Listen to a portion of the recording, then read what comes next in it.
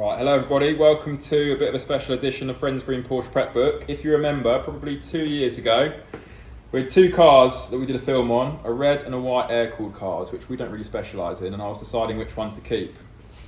There's the answer. The car is currently, would you call it a nut and bolt restoration? It's having a nut and bolt restoration. You'll notice we're not in our workshop. Again, if you go back probably 4 years ago, there used to be a chap that's currently behind the camera called Dan that used to do work for us.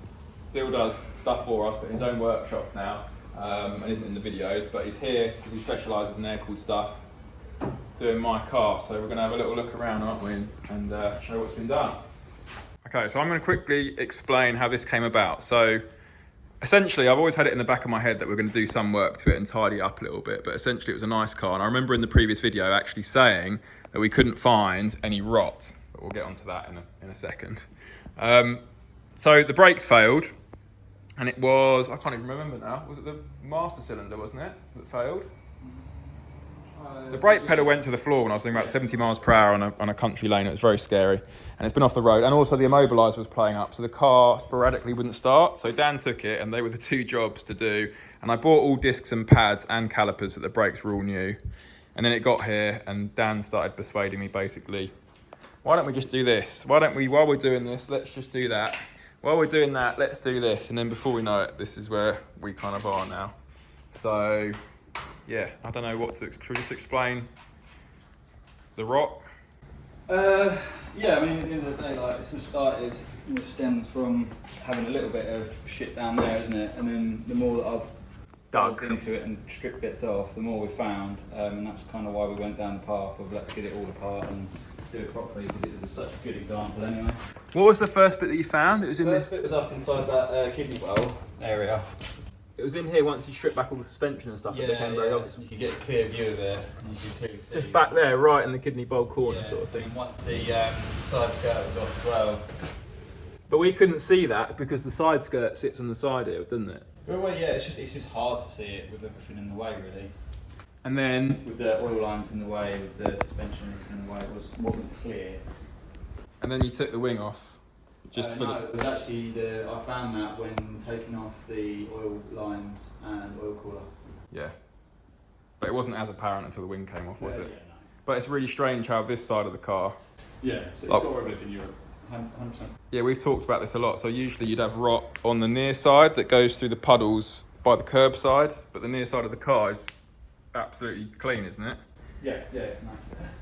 You were actually saying there's bits on the sill, like those brackets, that you haven't actually seen intact before, weren't you? Well, there's quite a few, yeah. I mean, this is probably one of the best examples I've actually stripped down and seen, to be honest. And especially with the mileage it's on, it's about 133,000 miles. And it's just brilliant condition. Yeah, it's had some shonky paint over the years, as all these cars have, but generally, it's really, really good as an example to restore.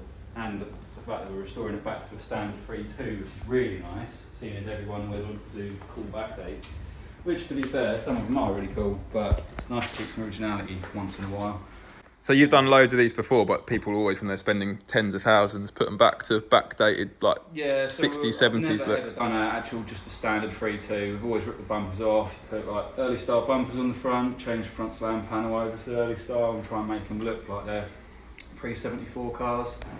But to actually do a proper 3.2 and a really good example of one as well, it's quite exciting. I just don't want to do that. I just want to do what it was when it was new. Yeah. So yeah, we've just kept, well, I say you've just kept going and going, and now it's pretty much a shell, isn't it? So yeah, it's got down to the point where everything I've tried to keep even intact, even trying to keep the cable ties, the original cable ties and stuff that will go inside this loom, to not disturb them or cut them, because just for me it's just all about trying to keep everything as original as possible. I'm not going to. No, don't go for it. But, and then there's been quite a few other bits and pieces we're doing on it as well. But just subtle bits and pieces. What are we going to do about these? So it's all original, isn't it? Body shop regarding them. I want to try and see if we can dust in around them, clean it up as best we can, and just leave them there. I'd rather not have to have new ones made. Yeah. But if we do, we do. Do you not think we can very carefully get them off and reapply them? Do you think? They won't come off. Yeah. and you've got to think they've been on there for 37 years. Yeah. So the plan here, basically, is it's now going to a specialist body shop where they do metalwork to have a new inner wing panel, and then the outer wing panel, a new sill and a new kidney bowl. That's the metalwork. Then it's going to our usual paint shop to be completely rubbed back down to bare metal, including in the luggage compartment here.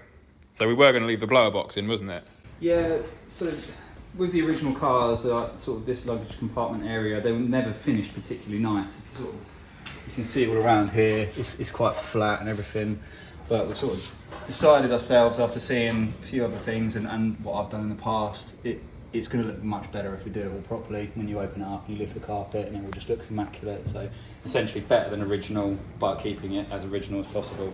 So there was like the whole blower box in here and stuff, and it was going to stop us from painting. You were just going to instruct the body shop just to kind of like put a bit of paint over the scratches and stuff. Yeah, dressed and everything, and then we get the top mounts back to exactly how they should be from factory, just nice shiny metal. But then obviously we've got this sort of like bitumen stuff that sits on top of the shock absorbers, which need to be applied at the end of the actual restoration, just so everything looks correct and as it should.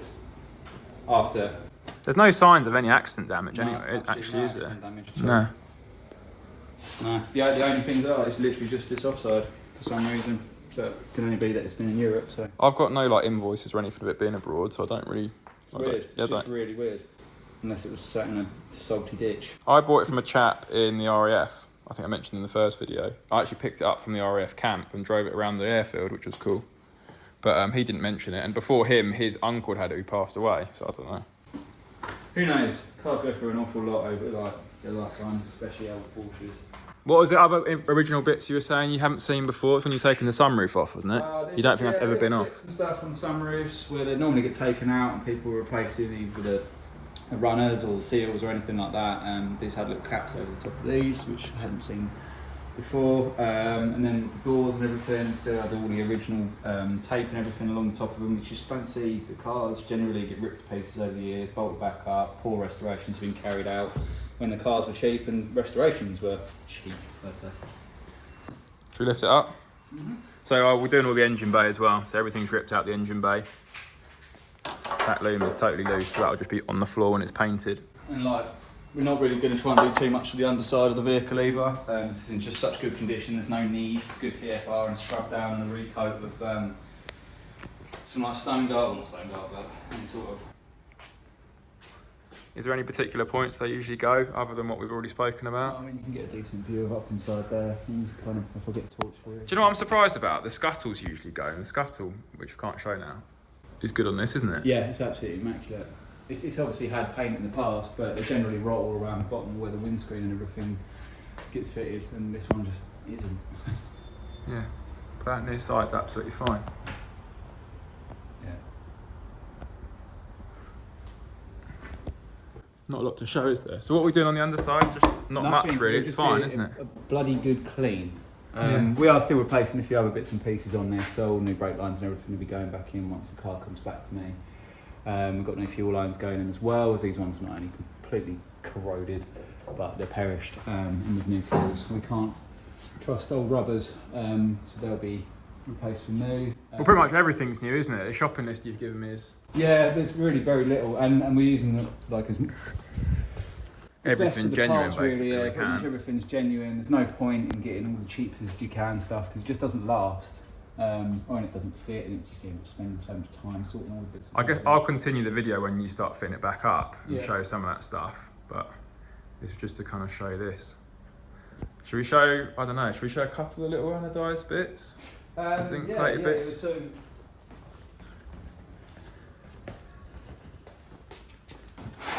So this is the wing for the offside we were just talking about, and you can see where the side skirt would cover it. So you just couldn't see that bit until that side skirt was off. I guess the side skirts just encourage it as well, just like trap the moisture in there. Yeah. pressure washing steam. It's the same on the 996s and 997s. When they've got the side skirts, just traps it in. Okay, so basically the original bits are all being taken off and then sent away. And well, what was the process of these bits That's being? vapor blasting. So that's vapor blasting, and then what? Nothing. It's just literally Just lit. That's just the original finish. Yeah, that's the just, aluminium just finish. vapor blasting, and that's it. Yeah. These are all the original bits. All got the original 930 little focus. Part numbers, which is cool. And then basically anything else that would have been on the car would either would have just been gold class of 8 unless it was powder coated. So these are the old bits. Yeah. This looks like new, doesn't it? Yeah. So because all this is being done, and obviously these bits are going back onto the engine, there was actually nothing wrong with the engine in the car. It runs as sweet as you like. Basically, you weren't very happy. It's just sacrilege to put such nice shiny yeah, onto this old old engine. But there was nothing wrong with it, but we're now doing a full rebuild just so this will look as new as the bits over there. And the gearbox as well. And the gearbox as well. But the gearbox is a little bit crunchy into seconds, so I was going to do that at a later date anyway, wasn't I? Yeah. And now we're going full exhaust system and heat exchangers and everything. Yeah. So the only thing we've got to decide on is the interior, basically. Leave that standard. Yeah, you just want to leave it, don't you? I don't know. We'll decide about that later on. Oh, I think that's about all, isn't it?